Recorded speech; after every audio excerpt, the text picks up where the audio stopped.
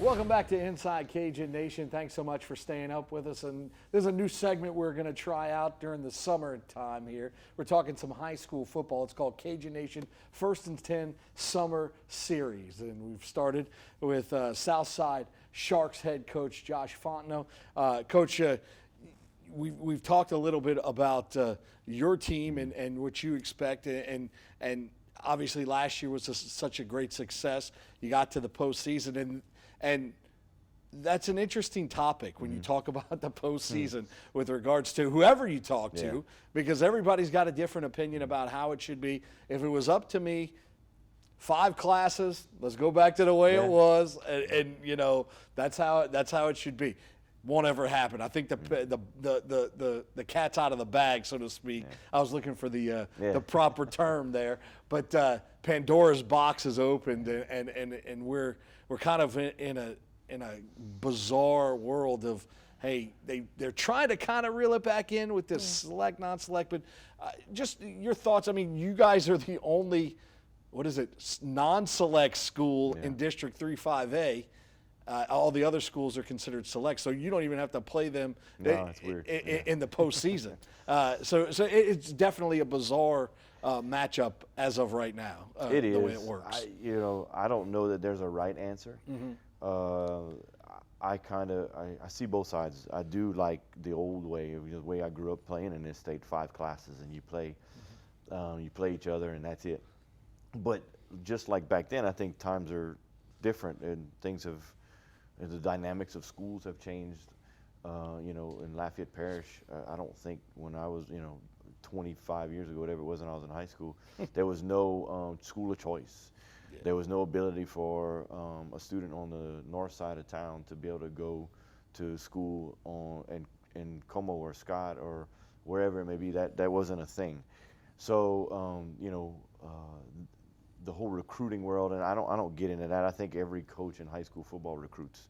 Right. You'd have to. If you talk to a parent, they said they want to. If a guy comes tell me they want to move to Youngsville, well, good, come. This is what we do. This is our good. I think that's a form of recruiting. The same thing that Acadiana is going to do. Turling STM. They're going to promote their programs as they should. So I don't think that's a discussion that ever needs to be happening. Right. I do think that the way things are divided, in a lot of ways, it's sometimes you got to compare apples to apples in a way. The select non-select thing, Southside, give you an example. We don't have the ability to get players or students from outside of our attendance zone, just the way our school is structured. So that alone puts you in a category where another school, even in our parish, they do have the ability to get kids into their school out of their attendance zone. So there's just 2 different things. It's 2 different worlds. So if you want to separate it, I do agree that it wasn't a public and private issue. I do. I think that they got that right. I think there's more ways that it needs to be tweaked. If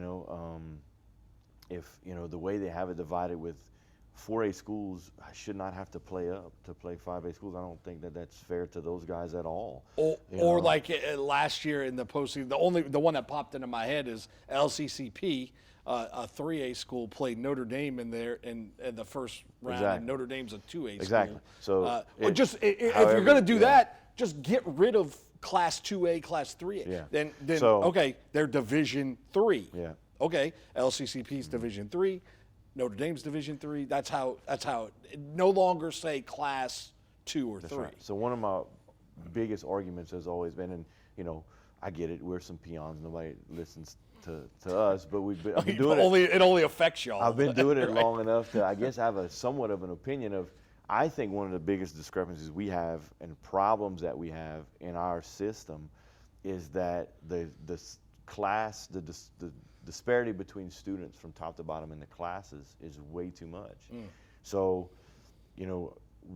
when you're a 5A school, the biggest 5A school in the state, you may be 1,500 kids bigger than the smallest 5A school in the state. Right. Well, I don't care about attendance zone as much as that.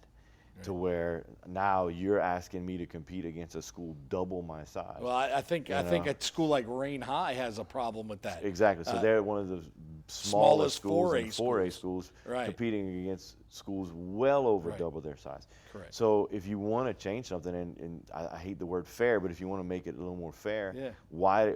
My question has always been, why do we divide evenly? Why do you take the number of schools and just divide by 5? That makes no sense to me. Why don't you have a number of, okay, well, if let's say 5A, 5A's 2,500 is the biggest one. Okay, well then 2,000. Or maybe it's 750 student discrepancy, whatever it may be. Right. And then just work your way down. Find some kind of formula that works for that. I think that's a bigger problem in our state. And now it's gotten even worse where 2A schools in the playoffs, what is called a 2A school, is playing big 3A schools. Right. I mean, it's the same in, I think U High also plays down. That's right.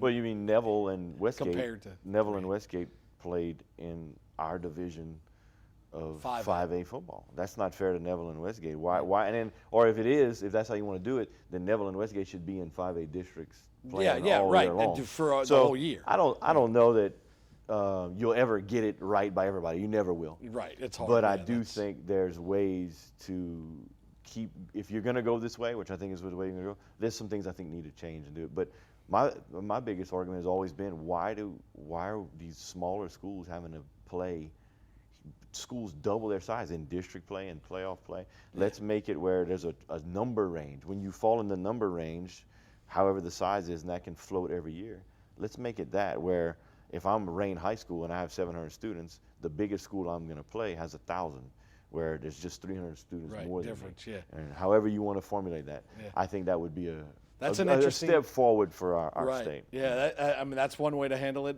There's so many. Oh yeah. Trying to get all the principals on board and having them come together and make a decision is. Well, that's another approach of, principals have a million other things to worry about with their school store other than athletics, score other than athletics. Sure. So I would love for our state ADs to or something. ADs or in my mind have a parish AD in every parish, and incorporate the private or Catholic school, however you want to do it, and have those guys run our state athletic system and take that off the principal's plate.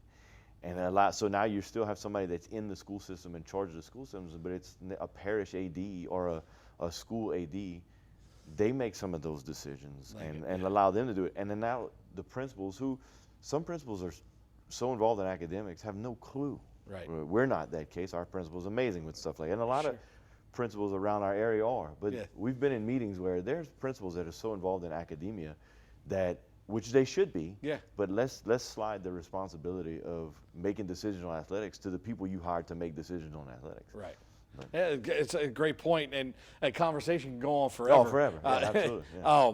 Well, Coach, I appreciate you coming in, chatting with us a little bit. I know you got the excitement level for Sharks football is pretty good. The hat game is on point again, and as always, they had Southside has the best hats. I'm a big hat guy. I love uniforms. If you know me, you know me. I love to talk about uniforms. I love to talk about the hats, bro. If you go to a Southside game, you're going to see some quality headgear when it comes to the we got to keep it old school. We might start wearing bike shorts. Yeah, that is the bike shorts that come up to here. Yeah. That's the next step. Here. We're going old. We're gonna go veer and all that stuff. We're gonna do the whole way. All right, all right. That sounds good. Coach, thanks so much for your time. All right, that's gonna do it for this edition of Inside Cajun Nation. Thanks so much for watching. We'll see you next time right here on Inside Cajun Nation.